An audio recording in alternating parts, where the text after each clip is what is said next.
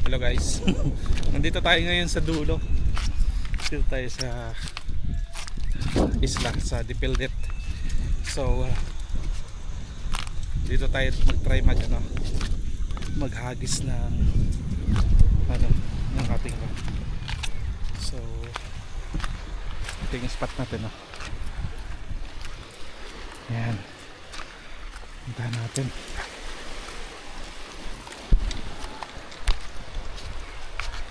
Tignan natin kung makakapag-cast tayo. Medyo malakas kasi yung hangin, kaya kung dito tayo pupesto, mapapansin nyo hindi mahangin dahil naharangan tayo ng isla. Ayan. So perfect to.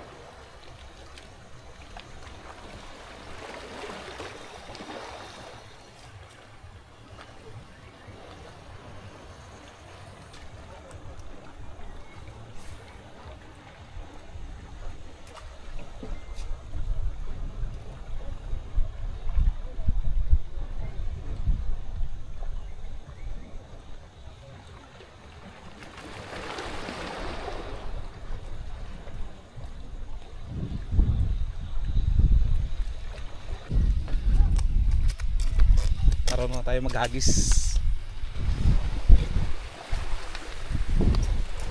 Marunong na tayo maghagis, pero hindi pa tayo marunong manghuli.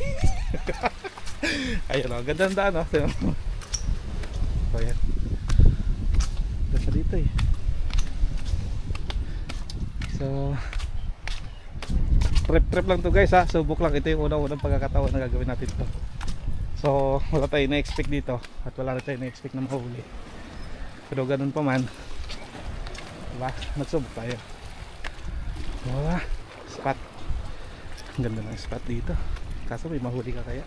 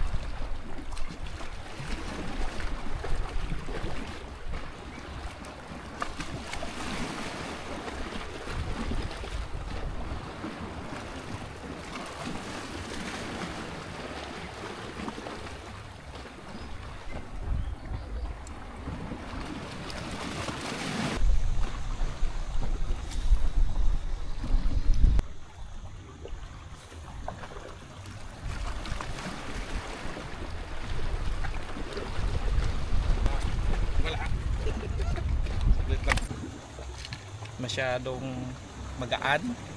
Subukan natin lagyan ng pabigat guys. So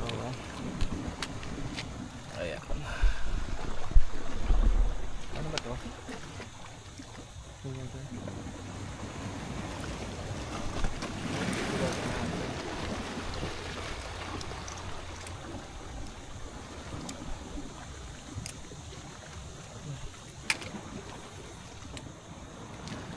Ari, wala pa naman ang kutsilyo. Yun lang.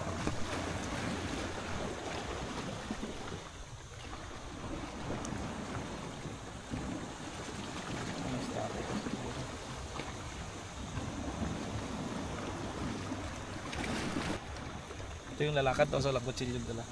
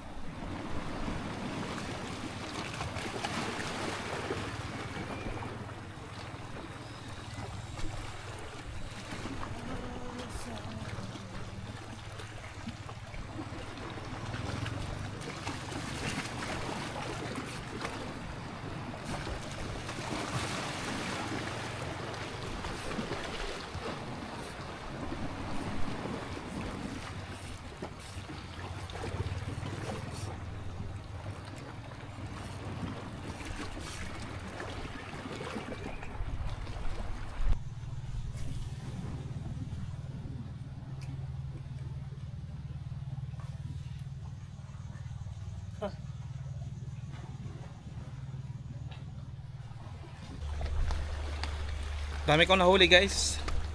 Kaya wala akong mauulam mamaya. Hindi. At least sasubukan natin ano. Na-try ko yung casting. Ayan, bago lang tayo, ngayon lang tayo gumamit ng ganito eh. So inaaral ko lang kung paano maghagis. Siyempre, ang gusto kong malaman ngayon kung tama ba yung mga yung basic, yung tamang pag-setup ng mga pamain, yun yung kailangan ko. Kasi kapag hindi rin tama yung pag-setup mo ng pamain, mayroon ka rin tayo makahuli ng isda. So yun lang. Maraming salamat sa pagsubaybay nyo sa walang kabuluhan natin mga pag fishing ngayon, di ba? At least sasabukan natin kung paano, di ba?